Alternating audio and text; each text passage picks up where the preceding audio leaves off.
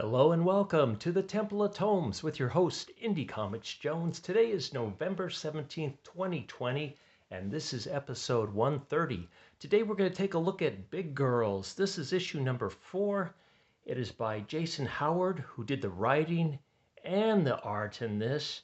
It is an Image comic for $3.99. I must say that I'm really enjoying this. This is a total recommend right off the bat. Okay, it's been 4 issues in. The second issue was a little bit slow, and it was a little bit, I felt it was a little on the woke side, but with the action that they've imbued with it, the last 2 issues, I must say it's taken a nice rebound. Very exciting. Let's take a look at the cover. We'll just start the cover right now. Nice composition, nice contrast going on here. This action that we see here takes place in the comic at the beginning. It is kind of a continuation of the issue 3 ending, where Apex and Ember are duking it out. Apex was ready to kill one of the Jacks, which are these hideous, gigantic male monsters with blisters and bulbous arms and appendages all over them. And Ember stopped him because she said, I can communicate with them. Well, what turns out is she thinks the Jacks had moved off and gone away, but it actually kind of doubled back and attacked another part of the city. So, unfortunately for Ember, she found out the hard way that the Jacks aren't really friendly at all, that she has to go back to her job at protecting the city. Now, let's take a quick look in here. Like I said, this art is really kind of exciting. Even it's a little on the sketchy side, but and I usually don't like the sketchy stuff, but I think it just looks really energetic. Just pops off the page. So it's been excellent so far. So they finish up their fight here. Then they kind of make up, and then we go 11 years back, and we find out the marshal who's in charge of the Big Girl Project in the preserve. He runs this place called the Cube. Used to be married to Gulliver, who's the main villain in here.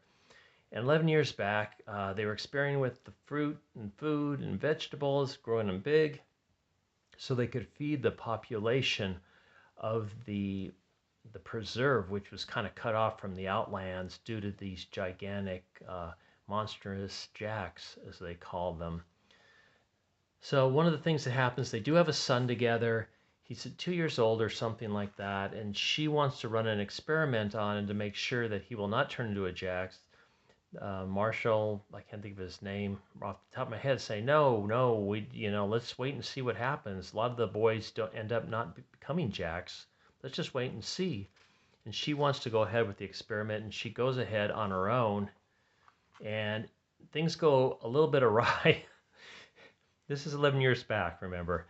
So it attacks, but she's still convinced that the experiment's not over. However, the husband, Marshall, I can't think of his name, steps in and actually destroys him, kills him, and is very angry with his wife, Gulliver, because she has taken upon herself to do this experiment without his knowledge, and tells her to leave before the police get here because apparently raising Jacks in the preserve is against the law. Well, not apparently, it is. So here's the cube. That's your cube. That's where they take the big girls to get restored after they have fights and things like that. Make sure that they're still okay, that their structure is not collapsing in on itself. Just run all kinds of tests and diagnostics on them. So it's pretty interesting. And we can see Gulliver now. She's a little bit older. She's got like these weird neck thingies. I'm not sure what they're supposed to be, or chin bolts. This kind of looks like Frankenstein. But she's got this other guy with her. His son also was killed. He became a Jax. He was hiding him in the city. And she's talked him into helping her load some kind of gizmo into the behemoth reactor, and we see that he attempts that at the end of this episode, so to speak. So she's smuggling him across to the preserve so he can get inside, and one of the Jacks you can see is lifting him up so he can sneak in through one of the storm drains. In the meantime, Gulliver, I think her original name was Carol, but I'm not sure about that, is planning an attack, bring all the Jacks into the city at once. And these two are still kind of arguing back and forth a bit. This is the Marshal and Ember saying, while you were saving that Jack, he came back and destroyed another portion of the city. And so we go back to the Baker Heights where the portion that was destroyed, and we see that Apex is there. That's where she grew up. So she's got this kind of deep involvement with it. Ember apologizes and helps her rebuild, but then they start the attack again. Another attack with more of these Jacks coming in. A lot more of them. They're just flooding the area. And the reason they're attacking, they're being led by Gulliver's on the back. You can see her here. She looks very, what do you want to call it? Not ferocious. I can't think of the word. Whatever. You know what I mean. She looks at. So then they get Ember comes by, or not Ember. Devon is able to get there in time and start slicing up these Jacks, but Gulliver's not upset about it because she knows she has many more coming in.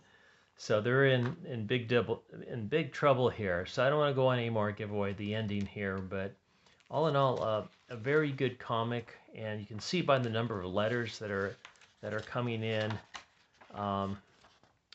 it's very popular so far. So and you get a little bit of extra art here as well. So it is a recommend. If I haven't said it already, I do believe I said that at the beginning. I am loving this.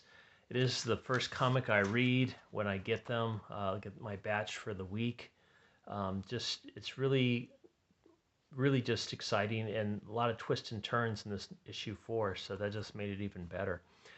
So I appreciate you guys stopping by and listening to me rant on about this, but I do appreciate you leaving likes, leaving comments, and also if you would subscribe, that'd be awesome.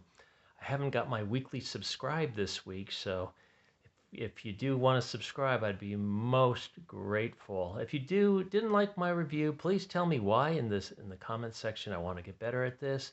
And as always, thank you for stopping by the Temple of Tomes. This is Indie Comics Jones bidding you adieu.